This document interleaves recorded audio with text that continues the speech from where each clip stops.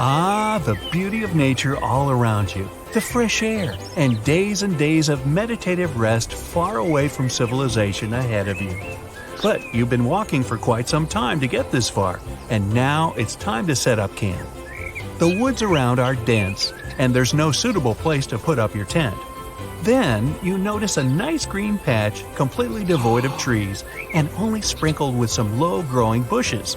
Well, you go there, smug about your find, and get to work on the tent.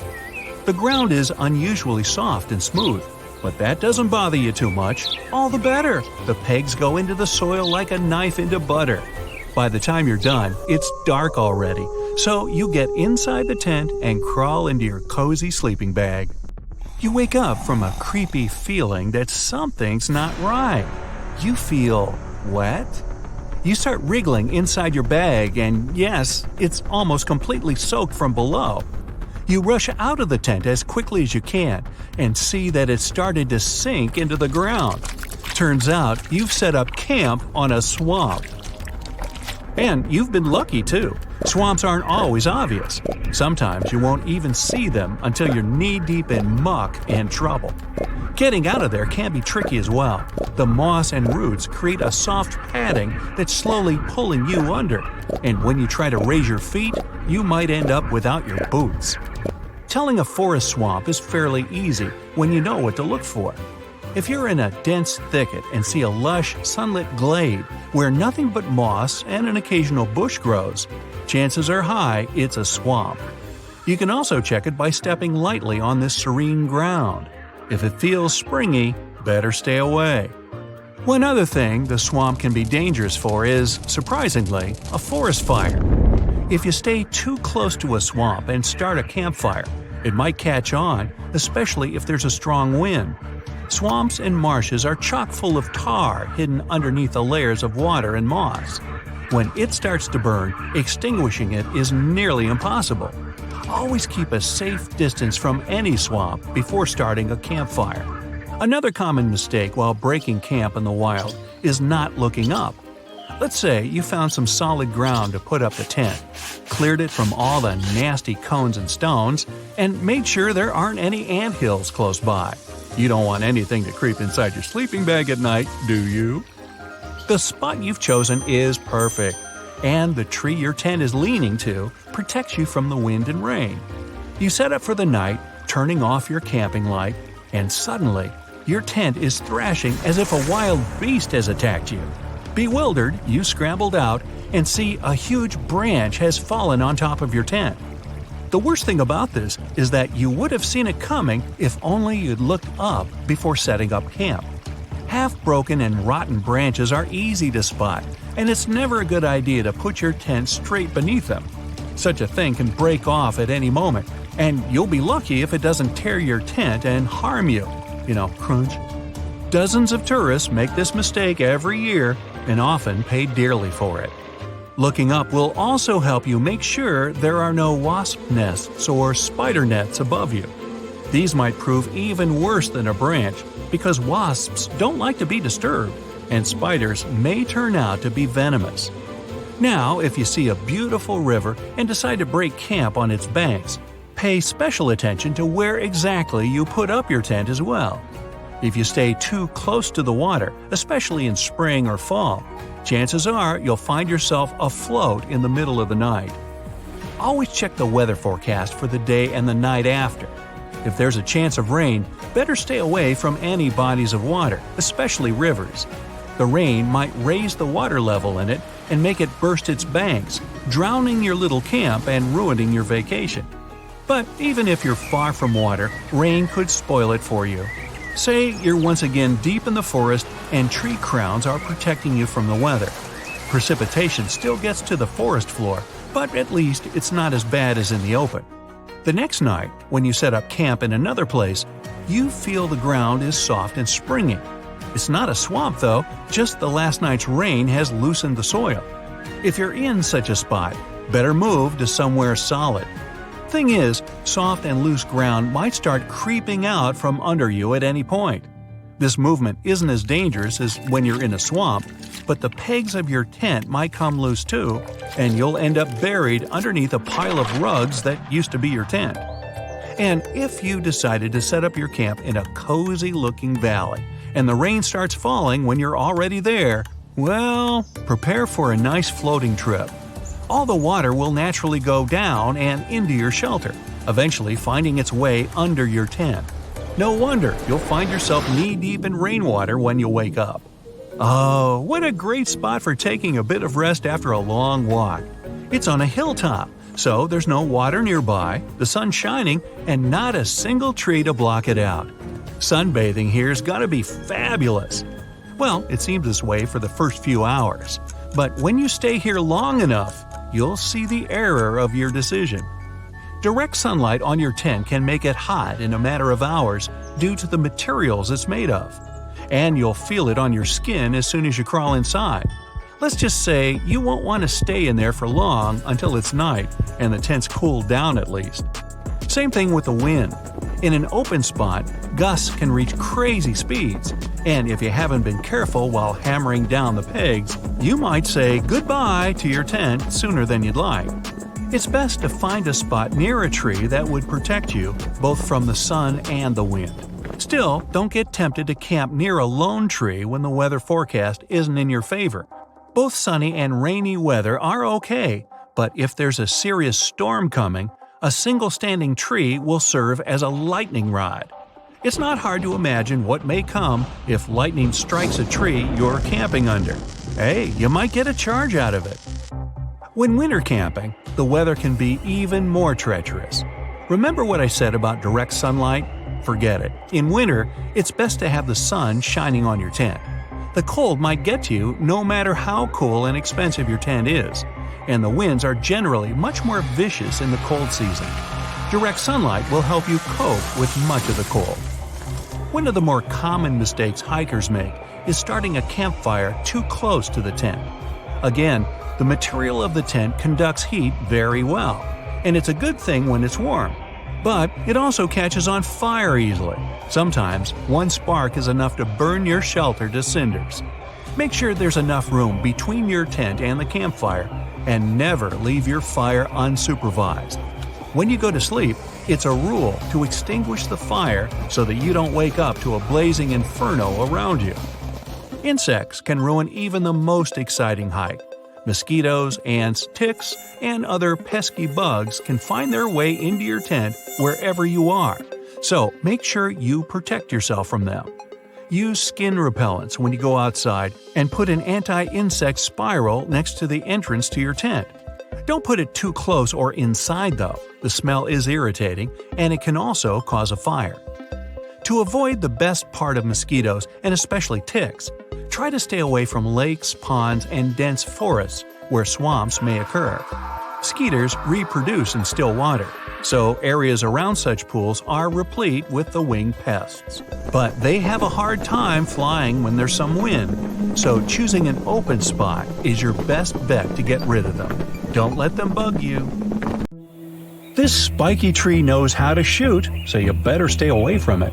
It's called a sandbox tree, and you can find it in Amazonia. Initially, its seeds are formed in the shape of a small pumpkin. As time goes by, they harden and mature. But here comes the fun part. Just as they reach peak maturity, the seeds pop and shoot out at a speed of 150 miles per hour. They can even reach distances of 60 feet. That's what makes it so risky to be in their way during the blast process. Not to mention the seeds are poisonous too. Sure, some trees don't grow completely upright, but a tree that's altogether bent, with its branches even touching the ground, is a sight not to be missed. Such a tree, called the El Árbol de la Sabina, grows in Spain. Its shape depends on the wind, as the tree bends in its direction. As a result, not only does it often have a weird shape, but it can also change it completely during different times of the year. This flexible tree can reach more than 26 feet in height and tends to grow in the most improbable of locations, like on rocks. Now, how about a tree that's as old as dinosaurs? Discovered in 1994, the Wollemi pine tree species can be seen in the Blue Mountains of Sydney, Australia. It dates back to over 200 million years, so it's easy to believe dinosaurs might have even roamed around it. Since these trees are endangered and only 100 exhibits exist to this day in the wild, the scientists don't feel like disclosing their location. They want to make sure the trees are well preserved. Also, they're important for science, as studying them may help us uncover new information on the Earth's past. The bark of the tree can teach us many different things, like different temperature periods or exposure to various chemicals. The tree of life gets its name because it's able to withstand difficult conditions and actually thrive. Located in the desert outskirts of Bahrain, the Prosopis cineraria has a very deep root system, which allows it to survive in the scorching heat. The scientists still can't find out how it manages to get sufficient water. It's so special that it gathers over 50,000 tourists each year. La India Dormida in Panama is a mountainous area that's shaped like the body of a sleeping girl.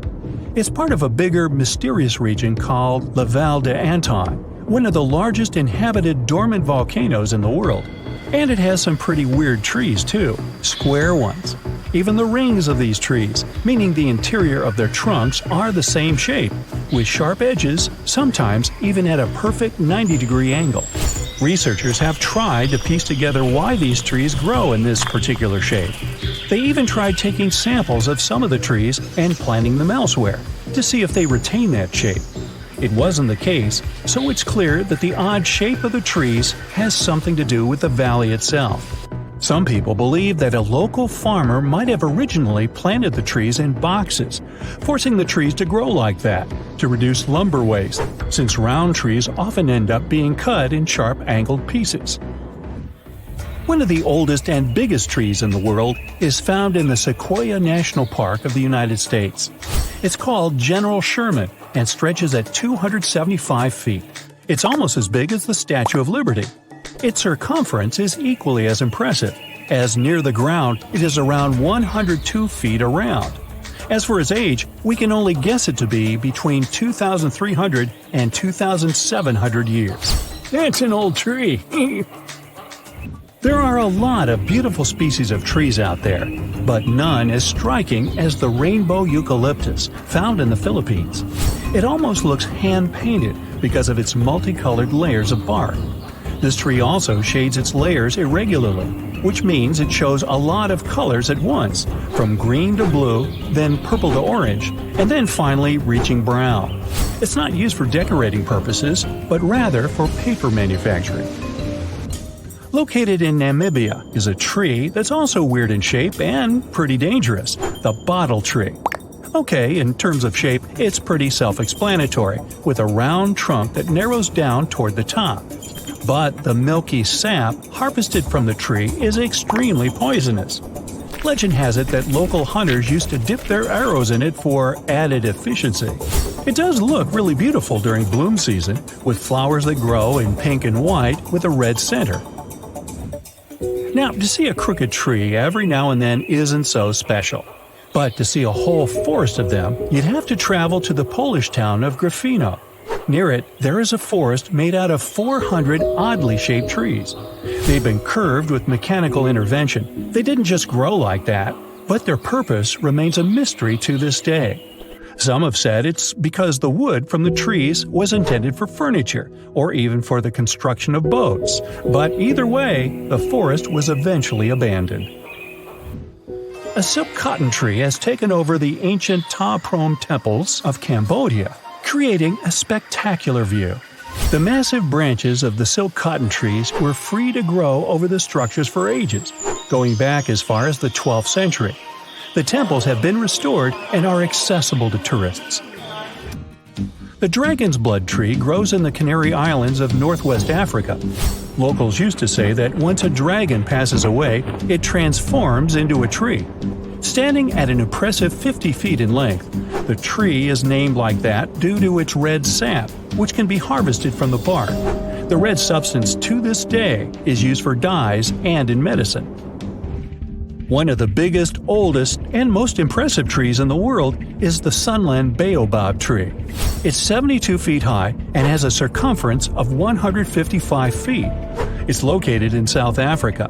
What makes it even more spectacular is the fact that it is naturally hollow inside. So, a small lounge was set up inside the tree back in 1933. It initially could support up to 20 individuals, but it can now host up to 60 people. Not to mention, the tree dates back over 6,000 years. The silver birch tree spread across Scandinavia and Northeast Europe and found a way to reflect light. Its bark became lighter in color, and during the colder season, when its branches also freeze over, the site is something of a natural winter wonderland.